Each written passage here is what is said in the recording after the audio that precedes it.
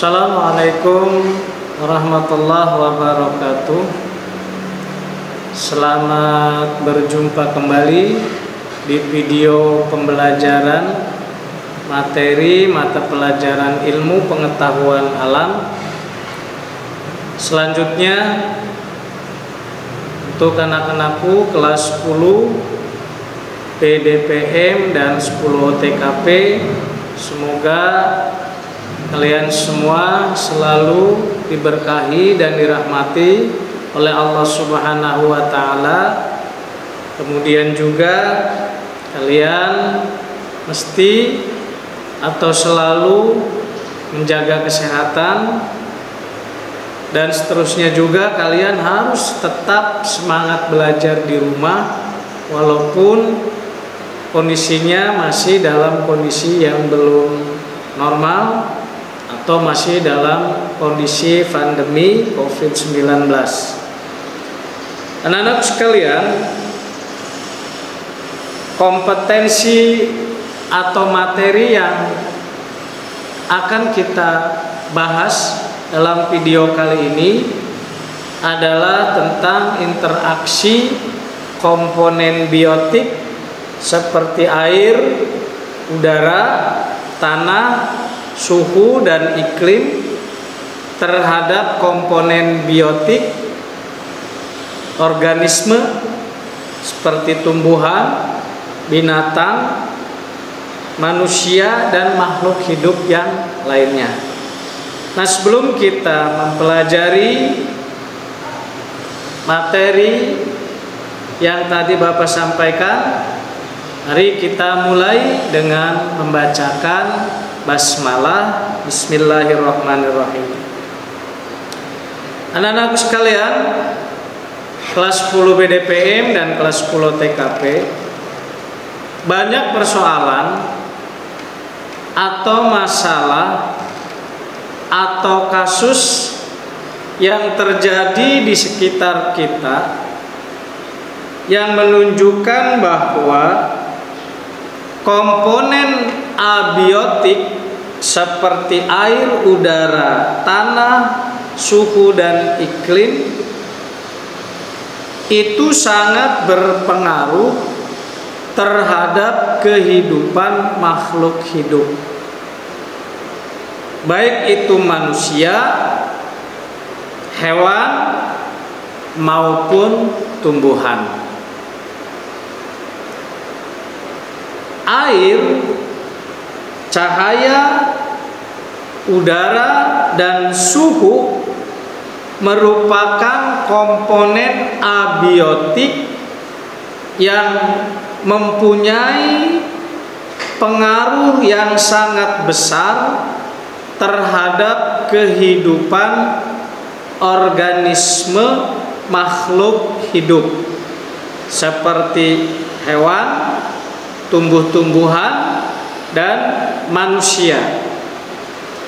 Nah, pada materi ini, pada pembahasan ini, kita akan membahas pengaruh air terhadap organisme, pengaruh cahaya terhadap organisme, cahaya matahari terhadap organisme, pengaruh udara terhadap organisme, dan pengaruh suhu terhadap organisme. Setelah nanti kita mempelajari materi ini, diharapkan kalian itu mampu mengetahui, memahami, dan menjelaskan pengaruh air, cahaya matahari, udara, dan suhu terhadap organisme makhluk hidup seperti hewan, tumbuhan, dan manusia. Baik anak-anak sekalian, kita mulai dari yang pertama, pengaruh air terhadap organisme. Anak-anak sekalian, keberadaan air dalam sebuah ekosistem ini sangat menentukan kelangsungan hidup makhluk hidup. Kenapa? Karena keberadaan air di suatu ekosistem akan berbeda dengan ekosistem yang lain. Nah, oleh karena itu maka keberadaan organisme akan berbeda-beda antara satu ekosistem dengan ekosistem lainnya. Contoh misalnya di ekosistem gurun banyak terdapat tumbuhan kaktus, tetapi kaktus tidak mungkin ditemukan di ekosistem pantai. Nah, itu yang pertama. Selanjutnya yang kedua, pengaruh cahaya matahari terhadap organisme. Anak-anak sekalian, cahaya matahari merupakan sumber energi yang primer. Tanpa ada cahaya matahari, maka tidak akan ada kehidupan di muka bumi ini. Dengan adanya cahaya matahari, maka tumbuhan dapat melakukan fotosintesis untuk menghasilkan karbohidrat. Tumbuhan ini kan merupakan makhluk hidup yang dapat membuat makanannya sendiri. Nah, sedangkan kehidupan makhluk hidup yang lain seperti hewan dan manusia sangat bergantung atau memiliki ketergantungan pada keberadaan tumbuhan sebagai sumber makanan utamanya.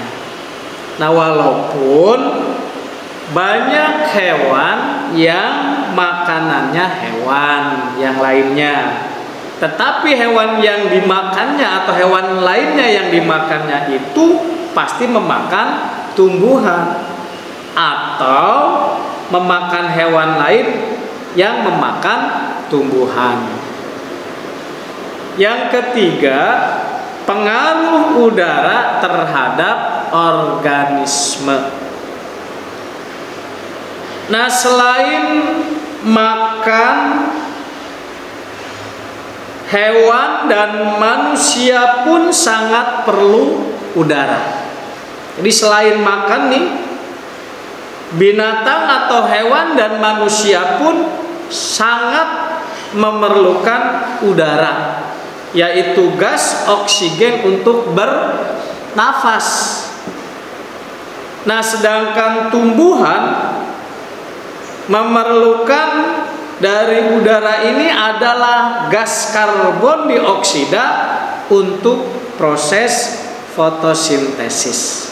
Nah, itu pengaruh udara terhadap organisme, hewan, manusia, dan tumbuhan. Yang terakhir, yang keempat, pengaruh suhu terhadap organisme. Suhu sangat mempengaruhi kehidupan makhluk hidup. Mengapa? Karena makhluk hidup yang ada di bumi ini akan berbeda antara ekosistem yang satu dengan ekosistem yang lainnya. Misalnya di daerah yang suhunya dingin seperti di daerah kutub, hewan yang hidup di sana itu adalah hewan-hewan yang kuat terhadap kondisi suhu yang sangat dingin, seperti anjing laut dan atau beruang kutub. Nah, tetapi di daerah yang panas, kita tidak akan menemukan hewan yang tadi. Yang ada itu adalah kita melihat seperti jerapah, kuda zebra, unta, dan hewan-hewan yang lain yang bisa hidup di suhu yang panas. Anak-anakku sekalian, itu saja materi tentang interaksi komponen abiotik air, cahaya, udara, dan suhu terhadap komponen biotik organisme, hewan, tumbuhan, dan binatang. Dan untuk tugasnya nanti dalam pembelajaran Bapak kasih soal, kemudian kalian jawab, ditulis di buku, kemudian dipoto dan japri ke nomor WA Bapak atau kirim ke alamat email Bapak. Dan untuk pertemuan yang selanjutnya, karena akan ulangan akhir semester, materinya kalian pelajari lagi, dan materi yang akan nanti kita bahas di pertemuan yang akan datang yaitu tentang macam-macam ekosistem. Dan ini materi ini adalah merupakan materi yang terakhir di semester ganjil ini. Silakan kalian pelajari semua materi mata pelajaran IPA yang sudah Bapak sampaikan, karena nanti insya Allah tanggal 7 Desember kita akan melaksanakan penilaian akhir semester dan semua siswa wajib mengikutinya karena ini menjadi nilai untuk rapot. Itu saja yang bisa Bapak sampaikan.